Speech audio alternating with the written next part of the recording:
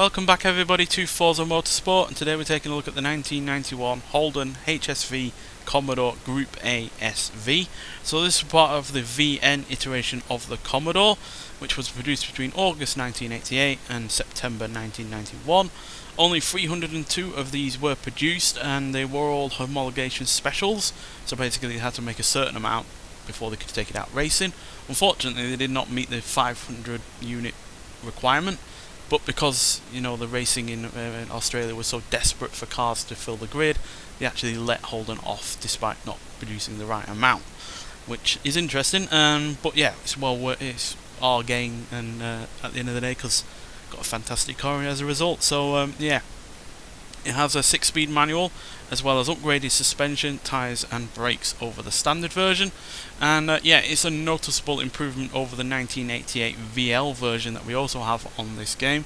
And chiefly in terms of looks, I definitely prefer the way that this car looks. It's so much less of a fussy design, whereas the VL version just looks, yeah, it just looks like they couldn't stop, you know, putting on new vents or new body parts or anything like that. Whereas this is a lot cleaner, but still noticeably more sporty than the standard version, especially with the giant rear wing and the twin exhausts. But yeah, the back end looks a lot less fussy, a lot less, how do you say, lumpy, I guess you could say, in terms of the VL version.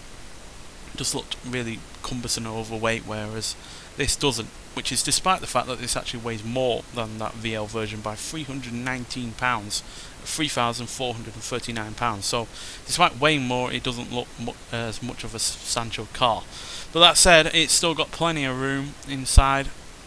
It's still a very spacious vehicle, which you'd expect for a saloon car from the early 90s. It's not really one that's about, you know, being as small as possible or as efficient as possible. It's as large as possible, with the probably the one not an entirely efficient engine, but a large one regardless, as it has a 5-litre V8, which is the same as the VL version of the Commodore, but this produces 288 horsepower and 303 pounds-feet of torque, which is a increase of 47 horsepower and 23 pounds-feet of torque over the 1988 VL version. So yeah, even though this does weigh more, the extra power does help offset that by quite some margin. And because it is more race focused than the previous version, although that was also a homologation version, I do believe, this does handle and brake better than that car, while also the suspension doesn't feel quite as soft. So yeah, an overall improvement over the previous car, quite frankly, and I'm really glad this is on the game. We've had plenty of Commodores and Holdens from the 80s and 90s, but this has been one that's been missing in between later versions and earlier versions, so I'm really glad we got it on the game. You can get it by buying it in the auto show, actually. It's currently got a certain percentage off it as well, so yeah, it's easy enough to get and it's well worth getting. But to see why, let's get out onto a track and see what it can do. So naturally, being an Australian car, we're going to take it around the Mount Panorama circuit, also known as Bathurst. So yeah, let's hear what the car sounds like, and then we'll talk about it some more.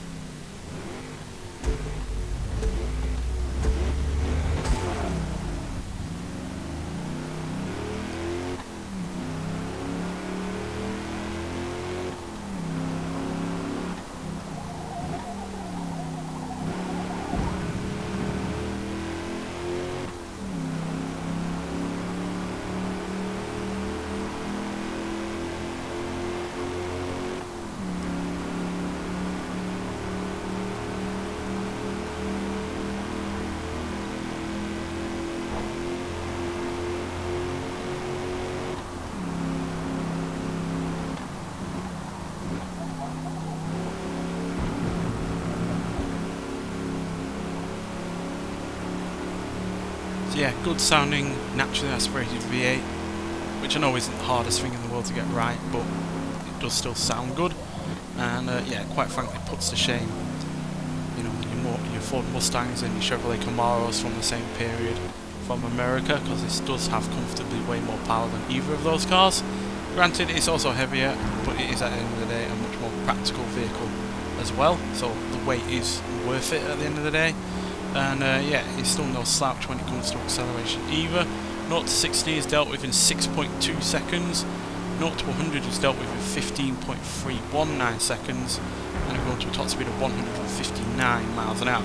Now that is the same. That is the same top speed as the VL version of the Commodore, so no improvement in that regard, and it is 0.3 of a second quicker to 60, but it's only just under 0.2 of a second quicker to 100, so there's not a massive difference in acceleration over the previous version, but I do feel that this car handles better and brakes better. I'm saying that while I'm crashing. That's my fault, not the car's. Plus I've not driven it on this circuit before. But yeah, it is a better handling and braking car than the previous version, even with that extra weight that it's having to deal with. And yeah, obviously the extra power and extra torque is helping to deal with that extra weight as well, because even with it weighing more than 300 pounds extra, it's still quicker in terms of acceleration. I feel that the only reason it's not quicker at the top end is because it's just not got that quite enough power, you know, at the end of the day to crack 160, but still, nearly 290 horsepower is not bad at all, and with that 6-speed manual you're able to use it to great effect. And yeah, the handling overall is fairly solid as well. It's what you'd expect from the early 90s, nothing massively sophisticated, but it's more unlikely to get you to not get you into trouble than it will get you into trouble.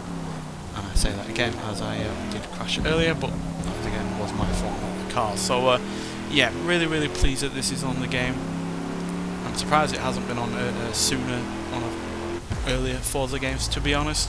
I actually had to look up whether or not we've had it before, because I swear that we had, but we haven't. So yeah, I'm glad it is on the game, and it goes nicely with the Ford Falcon from the 90s as well.